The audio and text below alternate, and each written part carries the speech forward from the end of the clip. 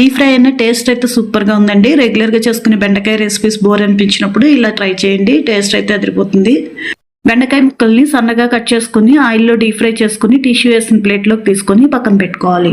3 స్పూన్ల శనగపిండిలోకి కొద్దిగా సాల్ట్ వేసుకుని కలుపుకొని దాన్ని ఆయిల్లో వేసుకుని 2 నిమిషాలు ఫ్రై చేసుకుని దాన్ని కూడా ప్లేట్ లోకి తీసుకుని పక్కన పెట్టుకోవాలి.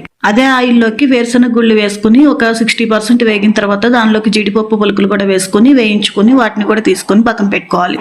బాండీలో ఉన్న ఆయిల్ మొత్తాన్ని తీసేసి కొంచెం ఆయిల్ ఉంచుకుని దాంట్లోకి తాలింపు వేసుకుని వేయించుకోవాలి. ఆ తాలింపు వేగిన తర్వాత దానిలో కొద్దిగా పసుపు, పచ్చిమిర్చి చీలికలు, కరివేపాకు వేసి వేగనివ్వాలి. తాలింపు మొత్తం వేగిన తర్వాత దానిలోకి ముందుగా సన్నగా కట్ చేసి పెట్టుకున్న ఉల్లిపాయ ముక్కలు వేసుకుని కొద్దిగా సాల్ట్ వేసుకుని ఉల్లిపాయలు మెత్తబడే వరకు మగ్గించుకోవాలి.